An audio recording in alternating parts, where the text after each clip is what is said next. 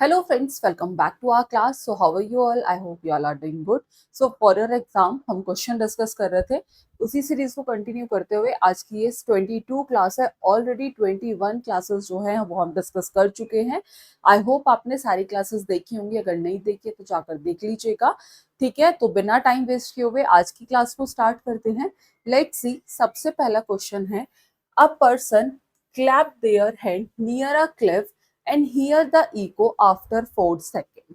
Question में कहा है कि एक व्यक्ति एक चट्टान के पास से क्या करता है, ताली बजाता है और 4 सेकंड बाद उसकी इको को क्या करता है, सुनता है. After that if the speed of sound in air is 340 metre पर सेकेंड, यानी कि यदि जो हवा में जो साउंड की जो स्पीड है वो 340 मीटर पर सेकेंड है, तो what is the distance of the Cliff from the person, यानी कि तो चट्टान की व्यक्ति से दूरी कितनी होगी. कहाँ से पूछा है, चट्टान से व्यक्ति की दूरी कितनी होगी. ठीक है, तो किससे है, फ्रॉम पर्सन टू क्लिफ. ठीक है, और देन क्लिफ टू पर्सन.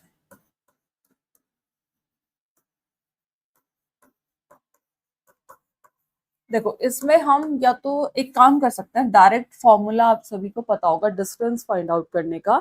तो इको के लिए जो फॉर्मूला होता है for distance, sorry for echo, जो डिस्टेंस होता है वो हम कैसे निकालते हैं, v इंटू टी. ये फॉर्मूला आपको पता होना चाहिए, अपॉन 2.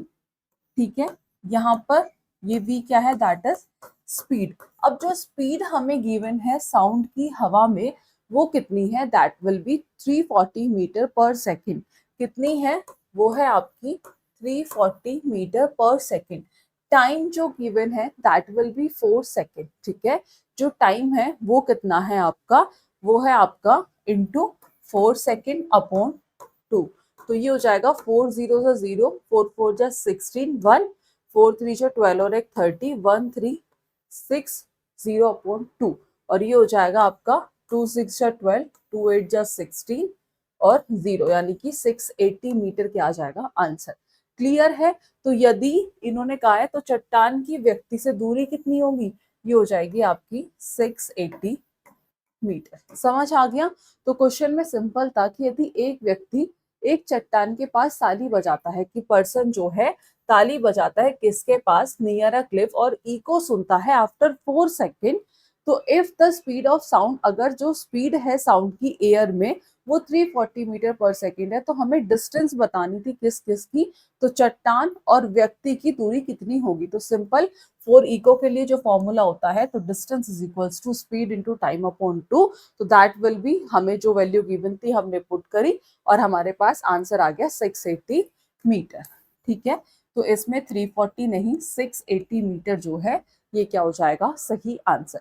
आगे बढ़ते हैं. नेक्स्ट क्वेश्चन है कि which of the following acid is present in red ant sting. कि रेड आंट स्टिंग में कौन सा एसिड ऐसा है जो प्रेजेंट होता है. तो पहला है एसिटिक एसिड. तो एसिटिक एसिड जो है, जिसे हम सिट्रिक एसिड भी कहते हैं, सॉरी, एसिटिक एसिड कहाँ प्रेजेंट होता है, ये प्रेजेंट होता है विनेगर में. कहाँ होता है, विनेगर में. पूछा किस में है, पूछा है रेड आंट स्टिंग में. तो पहला ऑप्शन आपका हो गया गलत. दूसरा है ऑक्सैलिक एसिड. जो ऑक्सैलिक एसिड है ये किस में होता है, ये प्रेजेंट होता है स्पेनिश में. तो ये भी हो गया आपका गलत. आफ्टर दैट जो सिट्रिक एसिड है, डी ऑप्शन की बात मैं कर रही हूँ, ये किस में होता है. ठीक है, सिट्रिक एसिड जो है यानी कि ये आपका सिट्रस फ्रूट में होता है. सिट्रिक एसिड कहाँ प्रेजेंट होता है, ये सिट्रस फ्रूट में होता है. तो काइंड ऑफ कह सकते हैं कि जो लेमन ऑरेंज है उनमें कौन सा एसिड होता है, उनमें सिट्रिक एसिड होता है. जैसे लेमन हो गया, ऑरेंज हो गया, तो उनमें कौन सा एसिड होता है, सिट्रिक एसिड. तो ये इंपॉर्टेंट है. एसिटिक एसिड विनेगर में होता है, ऑक्सैलिक एसिड स्पेनिश में होता है, सिट्रिक एसिड यानी कि जैसे लेमन और या फिर ऑरेंज. बट पूछा है रेड आंट स्ट्रिंग में, बचा ऑप्शन फॉर्मिक एसिड. और आप सभी जानते होंगे कि जो रेड आंट स्ट्रिंग में उनमें कौन सा एसिड प्रेजेंट होता है, उनमें होता है फॉर्मिक. हिंदी में भी फॉर्मिक एसिड को अम्ल कहते हैं, तो फॉर्मिक एसिड. ठीक है, क्लियर है. तो जो सी ऑप्शन है that is the correct answer. आगे बढ़ते हैं, नेक्स्ट क्वेश्चन है कि which cell in the human pancreas, की कौन सी सेल होती है ह्यूमन पैनक्रियास के अंदर जो हार्मोन इंसुलिन हार्मोन को सिक्रीट करती है। ठीक है, तो बेसिकली मानव यानी कि ह्यूमन पैनक्रियास की कौन सी कोशिका इंसुलिन हार्मोन को क्या करती है, सिक्रीट करती है, तो कौन सी सेल होती है, ये होती है बीटा सेल। कौन सी सेल होती है, बीटा सेल। तो अल्फा सेल नहीं, बीटा सेल, जो बी ऑप्शन है that is the correct answer, कि इंसुलिन जो सिक्रीट होता है वो कहां से होता है, insulin is secreted by beta cell. Insulin जो सिक्रीट होता है वो कहां से होता है, इंसुलिन जो सिक्रीटेड होता है वो बीटा सेल से होता है। ठीक है, जो कैसी होती हैं, which are specialise endocrine cell, लिख सकते हैं, जो कैसी होती है, which are specialised, which are specialised endocrine cell. ठीक है, जो कैसी होती हैं, स्पेशलाइज्ड एंडोक्राइन सेल होती है, जो कहाँ लोकेटेड होती हैं, पैनक्रियाज में, जिसे हम आइसलेट्स ऑफ लैंगरहंस कहते हैं। लिखना चाहे तो आप लिख सकते हैं कि located in a small cluster throughout the pancreas, located in the small cluster, located in the small cluster through the pancreas, जिसे हम क्या कहते हैं, कॉल्ड आइसलेट्स ऑफ लैंगरहांस। और ये क्वेश्चन भी पूछा जाता है, आइसलेट्स ऑफ,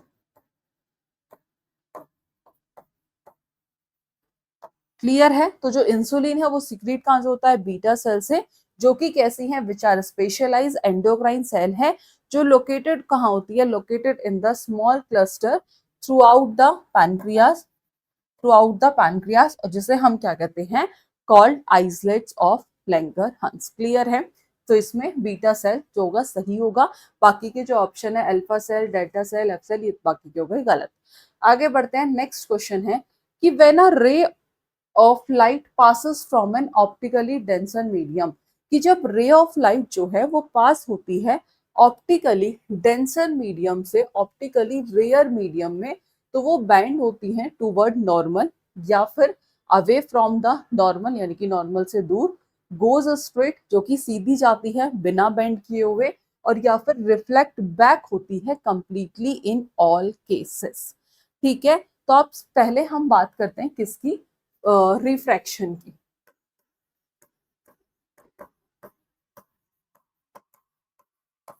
तो जो रिफ्रैक्शन है ये क्या होता है, तो रिफ्रैक्शन होता है बेंडिंग ऑफ लाइट जब वो पास होती है एक ट्रांसपेरेंट मीडियम से दूसरे में।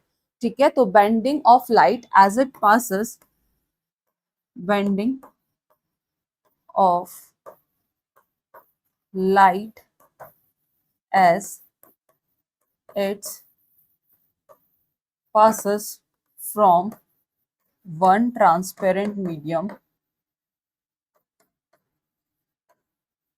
कहाँ पास होती हैं, एक ट्रांसपेरेंट मीडियम से, passes from one transparent medium to, from one transparent medium to another। तो आप सबसे पहले इसमें रिफ्रैक्शन का ध्यान रखिएगा। ठीक है, टू अनदर, तो जब लाइट जो है मतलब जब लाइट पास होती है from an optically denser medium to rare medium, तो वो बैंड होती है टूवर्ड द नॉर्मल। ध्यान रखिएगा, it band toward the normal. अब ये कौन सा केस पूछ लिया था कि जब रे ऑफ लाइट जो है from an optically denser medium, यानी कि जब प्रकाश की किरण जो है ऑप्टिकली डेंसर मीडियम से विरल यानी कि रेयर, सॉरी डेंसर मीडियम से रेयर मीडियम में प्रवेश करती है, तो वो टूवर्ड्स द नॉर्मल होती है, यानी कि अभिलंब की ओर होती है। अगर आपसे पूछ लिया जाए कि जब लाइट पास होती है रेयर टू डेंसर, ध्यान रखिएगा कि अगर पूछ लिया जाए कि लाइट passes रेयर टू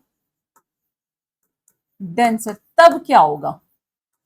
ये भी जब डेंसर टू रेयर पूछ लिया तो रेयर टू डेंसर भी तो पूछा जा सकता है। तो उस केस में क्या होगा? It band away from the normal. ध्यान रखिएगा, ये इंपॉर्टेंट है। It band away from the normal. ठीक है, तो ये था रेयर टू डेंसर के केस में। और डेंसर टू रेयर के केस में, डेंसर टू रेयर के केस में ये क्या बताया आपको? Toward the normal. तो ये दोनों पॉइंट आपको ध्यान रखने हैं। टूवर्ड द नॉर्मल, तो सही आंसर होगा टूवर्ड द नॉर्मल। तो पहला ही option, that is the correct answer. तो ये कॉन्सेप्ट आपको पता होना चाहिए। अगर डेंसर टू रेयर पूछ लिया तो रेयर टू डेंसर भी पूछा जा सकता है। ठीक है, आफ्टर दैट नेक्स्ट क्वेश्चन है, what is the commercial name of sodium carbonate decahydrate? कि सोडियम कार्बोनेट डेकाहाइड्रेट का कॉमर्शियल नेम क्या है? सबसे पहला ऑप्शन जो है ये है आपका बेकिंग सोडा। तो अगर बेकिंग सोडा की बात की जाए तो बेकिंग सोडा क्या होता है? सोडियम बाइकार्बोनेट, और जिसका फॉर्मूला होता है सोडियम बाय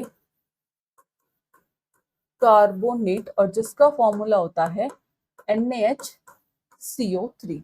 आफ्टर दैट जो बी ऑप्शन है, that is washing soda. Washing soda that is sodium carbonate, washing soda sodium carbonate, ये होता है Na2CO3.10H2O।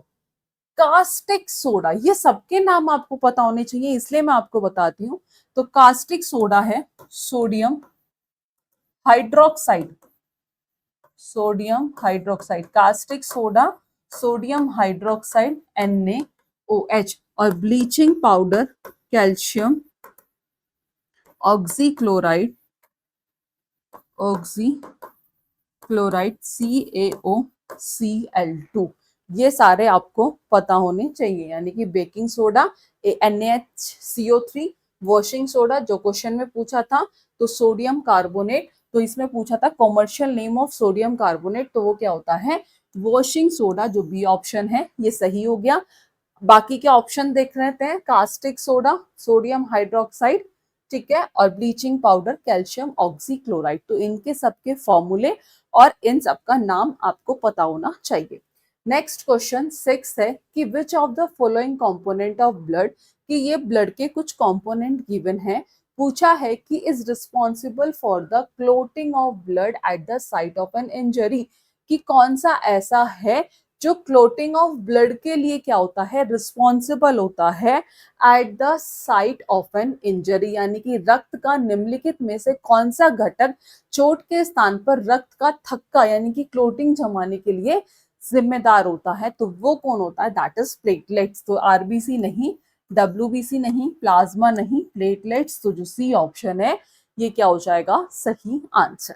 आगे बढ़ते हैं, नेक्स्ट क्वेश्चन है, an electric bulb is rated 220 volt, यानी 220 वोल्ट सॉरी, कि जो एक इलेक्ट्रिक बल्ब है, ठीक है, जो कितना इसमें जो bulb was rated for 220 volt and 100 watt. When it is operated on 100 volt, the power consumed will be, तो हमें यहाँ पे power consume बताना है। तो फॉर्मूला होता है, आप सभी जानते होंगे, P is equals to VI। ठीक है, ये क्या होता है? फॉर्मूला होता है इलेक्ट्रिक पावर का। तो इसे हम ऐसे भी लिख सकते हैं कि V is equals to I R। ठीक है, इसे हम V is equals to I R, तो ये हो जाएगा P is equals to I square R। ये रिलेशन आपको पता होना चाहिए, तभी ये क्वेश्चन आप सॉल्व कर पाएंगे। और इसे हम ऐसे लिख सकते हैं कि P is equals to V square R। किसी को कोई कंफ्यूजन? अब यहाँ पर P क्या है? That is power. ठीक है, अब V स्क्वायर जो है यहाँ पर V क्या है? That is potential difference in the circuit, potential difference, potential difference in the circuit, ठीक है। V क्या है, that is the potential difference in the circuit. उसके बाद R, ये क्या है, resistance of the bulb. R क्या है, रेजिस्टेंस ऑफ द बल्ब। और यहाँ पे I क्या है, I का भी देख सकते हैं, तो that is electric current. I क्या है, इलेक्ट्रिक करंट। तो अब इसे हम क्या करते हैं, इसे अब हम सॉल्व करेंगे। तो potential difference in the circuit, ये V हो गया, ठीक है, हमने सारी चीजें लिख ली। तो इसे हम कैलकुलेट करेंगे कि P is equals to V square upon R, ठीक है। पावर हमें क्या करनी है, कैलकुलेट करनी है।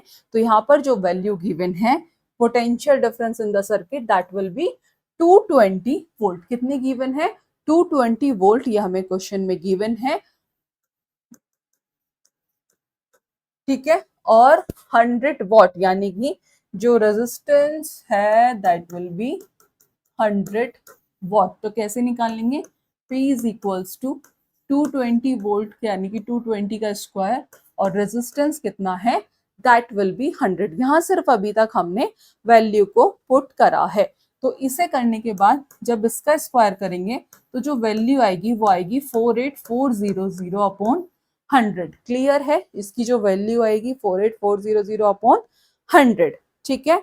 वहीं इसका जो पावर आ जाएगी, एक सेकेंड, कुछ हमने गड़बड़ कर दी, रेजिस्टेंस नहीं वॉट में गिवन है, तो दैट विल बी, सॉरी, ये हो जाएगा P is equals to V square upon,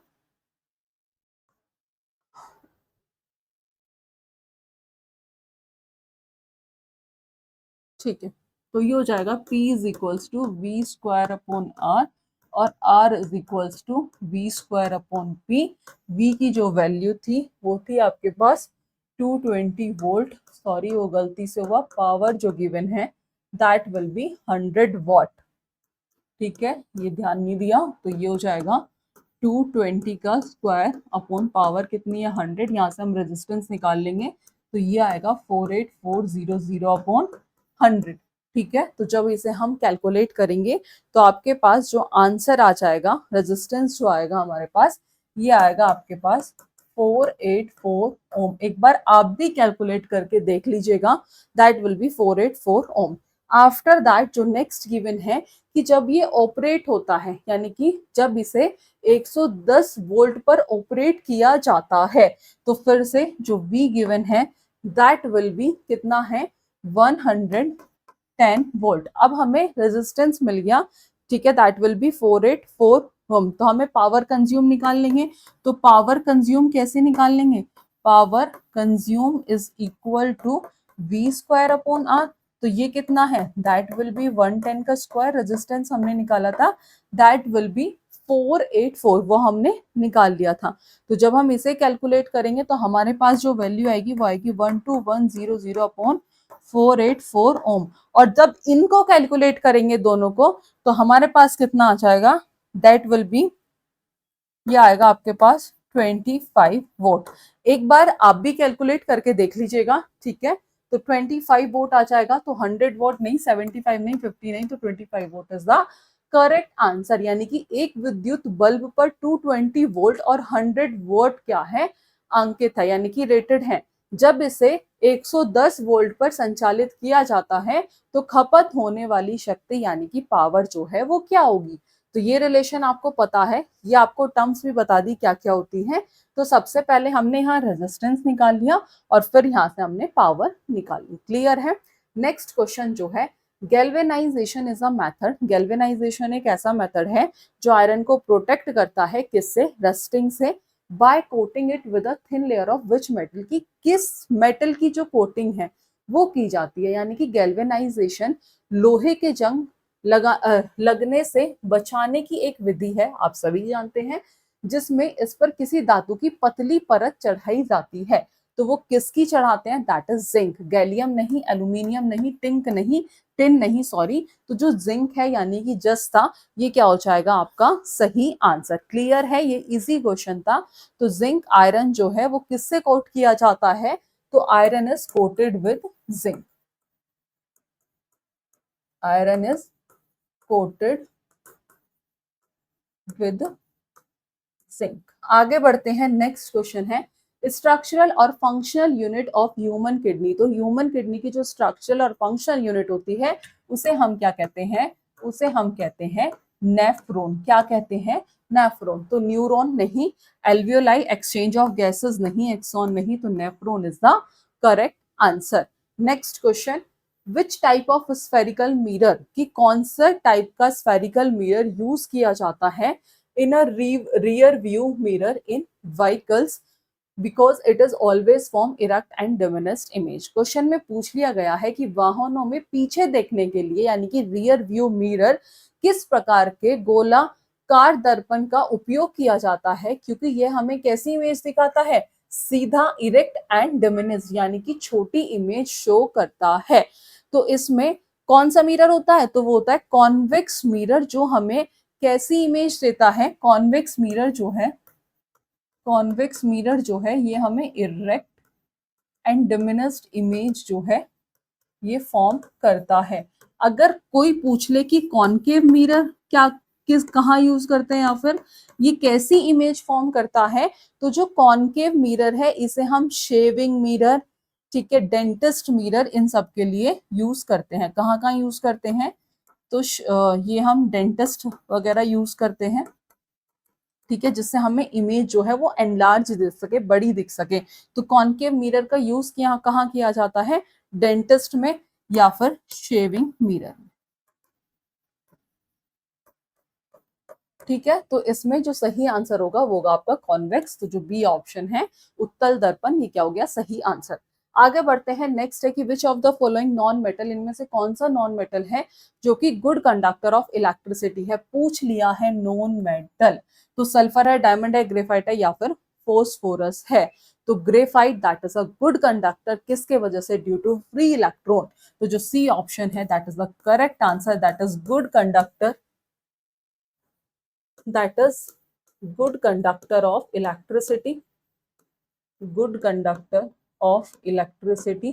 reason क्या है, due to free electron, due to free electron. ये सारे क्वेश्चंस जो है मेटल और नॉन मेटल के एक्सेप्शन से ज्यादा पूछे जाते हैं, तो आप ध्यान रखिएगा, जो सी ऑप्शन है करेक्ट आंसर। आगे बढ़ते हैं, नेक्स्ट है इन ह्यूमन फीमेल, कि ह्यूमन फीमेल्स में ओव्यूलेशन, ओव्यूलेशन आप सभी जानते होंगे कि रिलीज ऑफ एन एग, जब एग रिलीज होता है ओवरी से, is induced by sharp search of which hormone, यानी कि ह्यूमन फीमेल्स में ओव्यूलेशन, ठीक है, किस हार्मोन की तीव्र वृद्धि के कारण प्रेरित होता है, प्रोजेस्टेरोन, एस्ट्रोजन, ल्यूटेनाइजिंग या फिर प्रोलैक्टिन। तो सबसे पहले जो प्रोजेस्टेरोन है, आपको मैंने पहले भी बताया था कि ये क्या करता है, ये प्रेगनेंसी को मेंटेन करता है, ठीक है, प्रेगनेंसी। तो पी से प्रोजेस्टेरोन, पी से प्रेगनेंसी, आप ऐसे याद रख सकते हैं कि ये प्रेगनेंसी को मेंटेन रखता है। आफ्टर दैट जो एस्ट्रोजन है ये किस में हेल्प करता है, ये फॉलिकल ग्रोथ में हेल्प करता है। ये हेल्प किस में करता है, फॉलिकल ग्रोथ में हेल्प करता है। ल्यूटेनाइजिंग हार्मोन, तो जो ल्यूटेनाइजिंग हार्मोन है ये रिलीज कहाँ से होता है, ये रिलीज होता है फ्रॉम द पिट्यूटरी ग्लैंड से, रिलीज होता है कहाँ से, फ्रॉम द पिट्यूटरी ग्लैंड,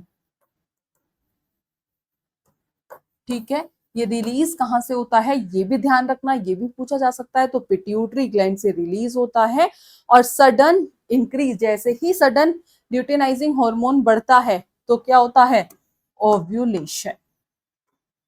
तो sudden increase in luteinising hormone, sudden increase in luteinising hormone, तो क्या होता है, ओव्यूलेशन। और यही क्वेश्चन में पूछा था, तो सी ऑप्शन क्या हो जाएगा, सही आंसर, ठीक है। प्रोलैक्टिन ये क्या है, milk production hormone, milk production hormone, ठीक है। तो आई होप आपको चारों क्लियर हुए होंगे। तो ल्यूटेनाइजिंग हार्मोन इसका सही आंसर हो जाएगा। अगर आपको सीटेट यूपीटेट प्रिपरेशन के लिए नोट्स चाहिए साइंस के, तो मैंने आपको पहले भी क्लासेस में बताया है कि आप नोट्स जो है आपको मिल सकते हैं। आपको उसके लिए हमारी एप्लीकेशन टॉपर्स टारगेट डाउनलोड करनी होगी, जहां आपको कंप्लीट नोट्स मिलेंगे बेस्ड ऑन एनसीईआरटी, जो कि बेसिक से लेके एडवांस होंगे, जो आपके एग्जाम्स में आपको हेल्प करेंगे। ये जो नोट्स होंगे, ये इनकी जो अभी प्राइसिंग है, ये सिर्फ ₹49 है, जो कि आप ऑनलाइन जो है उन्हें पढ़ सकते हैं, ठीक है, लेकिन ये डाउनलोड जो है नहीं होंगे। तो इस केस में आपको ये ऑनलाइन ही पढ़ने होंगे, और जिसकी वैलिडिटी होगी 5 साल। तो 5 साल में आप जितनी बार चाहे उतनी बार इन नोट्स को गो थ्रू कर सकते हैं, पढ़ सकते हैं। अगर आप चाहें तो उसके लिए आप प्ले स्टोर से टॉपर्स टारगेट एप्लीकेशन जो है वो डाउनलोड कर लीजिएगा, ठीक है। आगे बढ़ते हैं, नेक्स्ट क्वेश्चन है विच गैस इज प्रोड्यूस, की कौन सी गैस प्रोड्यूस होती है जब एक एक्टिव मेटल रिएक्ट करता है डाइल्यूट HCl के साथ। कौन सा मेटल, एक्टिव मेटल जब रिएक्ट करता है, तो जब मेटल जो है वो डाइल्यूट HCl के साथ रिएक्ट करता है, ठीक है, जब मेटल जो है डाइल्यूट HCl के साथ रिएक्ट करता है, तो वो क्या फॉर्म करता है, वो फॉर्म करता है सॉल्ट प्लस हाइड्रोजन गैस। क्या फॉर्म करता है, सॉल्ट प्लस हाइड्रोजन गैस। तो ऑक्सीजन नहीं, हाइड्रोजन, जो बी ऑप्शन है ये क्या हो जाएगा, सही आंसर। नेक्स्ट क्वेश्चन है कि which of the following diseases, इनमें से कौन सी डिसीज है जो किससे होती है, प्रोटोजोआ से, और जो ट्रांसमिट होती है by the bite of female anopheles mosquito. तो पहला ऑप्शन है डेंगू। डेंगू किससे होता है, ये वायरस से होता है। किससे होता है, वायरस से होता है। किससे, एडिस मॉस्किटो से। तो ये तो हो गया आपका गलत, ठीक है। दूसरा है मलेरिया। मलेरिया किससे होता है, ये प्लाज्मोडियम प्रोटोजोआ से होता है। यही क्वेश्चन में पूछा था, ये क्या हो जाएगा, सही आंसर। चिकनगुनिया, चिकनगुनिया भी किससे होता है, ये भी वायरस से होता है। टाइफाइड जो है ये बैक्टीरिया से होता है, और पूछा था कि कौन सी डिसीज जो प्रोटोजोआ से होती है, तो दैट इज मलेरिया, ठीक है। आगे बढ़ते हैं, what will be the focal length of a convex lens, जिसकी पावर गिवन है, दैट विल बी -2.0 डी। आपको इसमें क्या बताना है, फोकल लेंथ बतानी है। तो इसे हम कैसे निकालते हैं, P is equals to 1/f, P is equals to that will be 1 - 2.0 D. यहां तक किसी को कोई डाउट, सॉरी एक second, that will be power given है ना, सॉरी, तो पावर है आपके पास -2.0 D, P is equals to 1/f, ये फॉर्मूला होता है, ठीक है। तो हम कैसे निकाल सकते हैं, पावर हमारे पास गिवन है, तो F is equals to 1/p, तो F इज इक्वल्स टू 1/-2.0, और इसे अगर हम कैलकुलेट करेंगे तो दैट विल बी, ये आ जाएगा F इज इक्वल्स टू, ये आएगा -0.5 समथिंग। तो इसमें ये वाला, ये 50 नहीं, 20 नहीं, 50 नहीं, तो जो डी ऑप्शन है ये थोड़ा मिस प्रिंट है, दैट विल बी 0.5 मीटर। तो जो डी ऑप्शन है ये क्या होगा, सही आंसर, ठीक है। तो ये थे 15 क्वेश्चंस जो हमने आज की क्लास में डिस्कस किए हैं। अगर आपका कोई डाउट या कोई क्वेरी है तो आप कमेंट बॉक्स से पूछ सकते हैं। आज की क्लास में इतना ही, मिलेंगे नेक्स्ट क्लास में नेक्स्ट टॉपिक के साथ। Thank you.